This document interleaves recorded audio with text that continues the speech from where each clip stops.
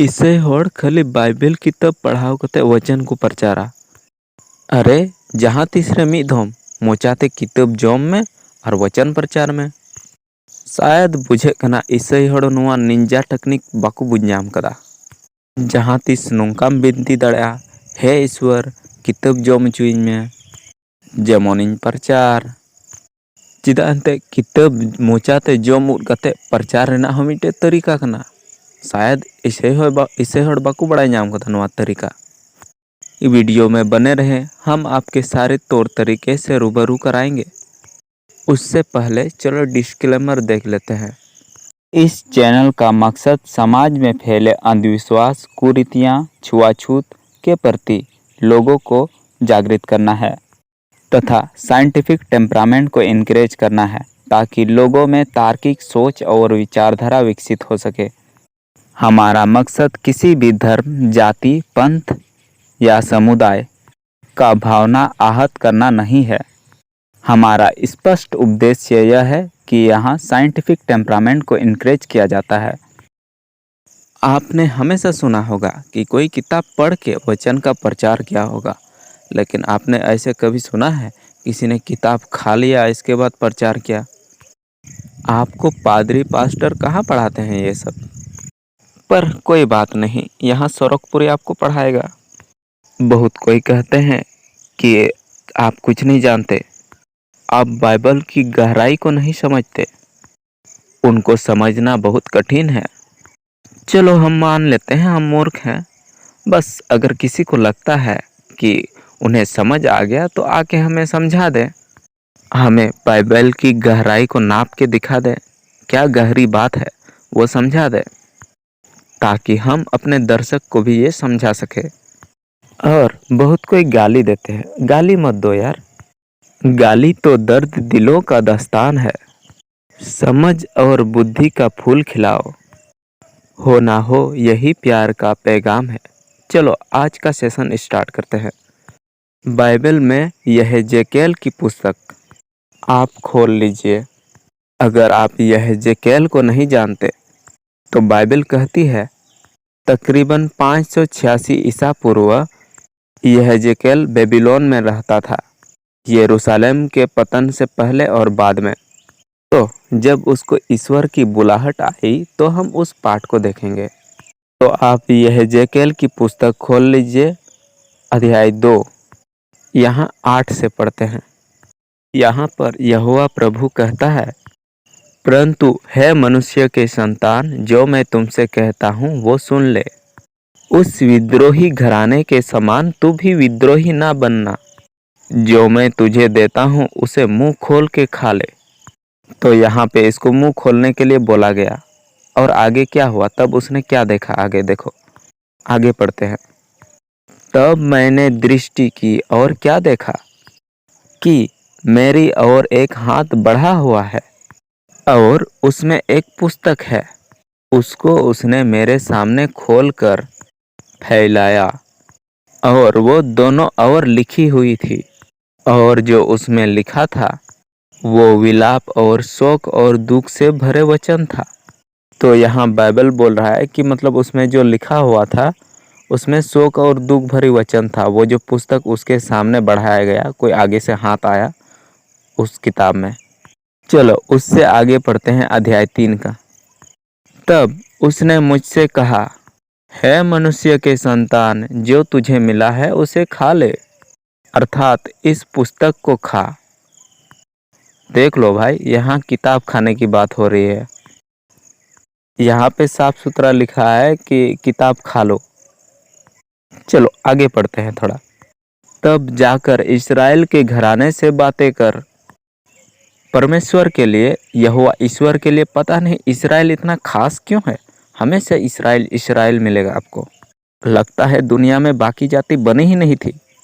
यहोवा ईश्वर इन्हीं का नेतृत्व करता होगा, खाली इस्राएल। आपको बाइबल में भरे पड़े मिलेंगे इस्राएल इस्राएल के लिए। यहोवा ईश्वर इस्राएल के लिए लड़ता है, यहोवा इस्राएल का ईश्वर है। आपको ये भतेरे ज्ञान मिलेगा बाइबल में, मतलब है भर भर के ज्ञान मिलेगा इसका। चलो कोई बात नहीं, इस बारे में किसी और दिन बात करेंगे। चलो आगे पढ़ते हैं, वरना हम विषय से भटक जाएंगे।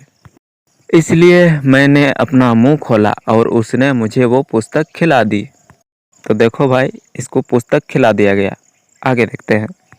तब उसने मुझसे कहा, हे मनुष्य के संतान, ये पुस्तक जो मैं तुझे देता हूँ इसे पचा ले।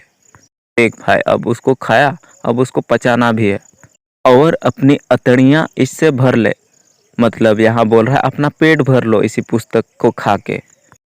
हम यहाँ खाना खाकर अपना पेट भरते हैं, ये पुस्तक खा के अपना पेट भर रहा है। पुस्तक भला कोई खाता है? पर क्या करें, ये तो पुस्तक खा गया। अब पुस्तक खाया तो खाया, अब टेस्टी लगा कि नहीं वो भी देख लेते हैं। चलो आगे पढ़ते हैं। अतः मैंने उसे खा लिया और मेरे मुंह में वह मधु के तुल्य मीठी लगी। देखो, अब इसने खा लिया और उसको मधु जैसे मीठा लगा। मतलब वो किताब बड़ी टेस्टी था, बड़ा मीठा था, मधु के जैसे। अब ये मधु शराब है कि शहद है, ये तो पता नहीं, पर जो भी हो मतलब टेस्टी लगा। मुझे लगता है वो बड़ा मज़े से खाया होगा। फिर उसने कहा, हे मनुष्य के संतान, तू इस्राएल के घराने के पास जाकर तू उनको मेरा वचन सुना। तो देखा, पुस्तक खिला दिया, अब उसको इस्राएल के घराने के पास भेज रहा है और उनको वचन सुनाने के लिए। और उसको बोलता है कि तुमको आसान भाषा वाला लोगों के पास भेजता हूँ जो इस्राएल है, और वो ईश्वर की वाणी भी नहीं सुनते, उनकी वचन भी नहीं सुनते। और थोड़ा नीचे पढ़ेंगे तो वहाँ मिलेगा, और उन बंदियों के पास जाकर जो तेरे जाति भाई हैं उनसे बातें करना और कहना, प्रभु यहोवा यह कहता है, चाहे वो सुने या ना सुने।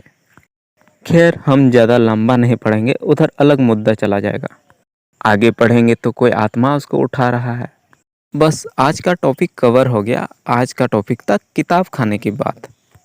तो यहाँ पर इसने किताब खा लिया और परमेश्वर का वचन फैलाया, और वो किताब बड़ा मीठा लगा।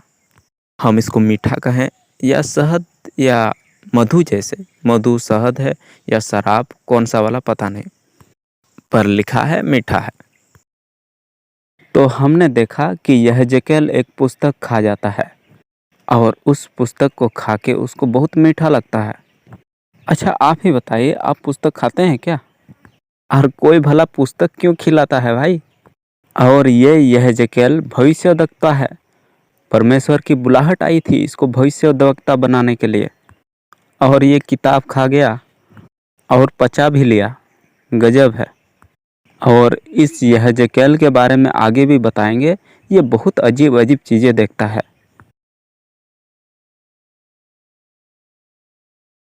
और पता नहीं क्या क्या आवाज़ें सुनता है।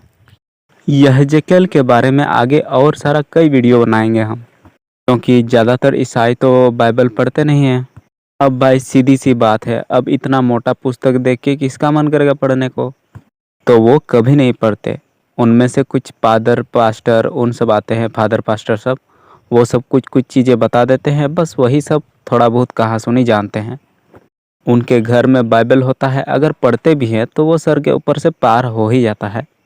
अगर कहीं उटपटांग पढ़ने में आ भी गया तो उनके लिए उन्हें लगता है क्योंकि बाइबल है, अब इसमें उटपटांग कैसे लिखा जा सकता है, ज़रूर हमसे ही भूल हुई होगी, और उनको कभी समझने की कोशिश भी नहीं करते। पर कोई बात नहीं, हम यहाँ आपको सारी चीज़ें बताएंगे जो वाकई में सुनने लायक है, और शायद ही वो सब बातें आपको कभी सुनाई जाती है चर्च में, गिरजाघर में या कहीं भी। तो चलो, आज का सेशन शायद काफ़ी लंबा हो गया है, तो हम यहीं पे अपना समाप्त करते हैं। अगले वीडियो में मिलते हैं।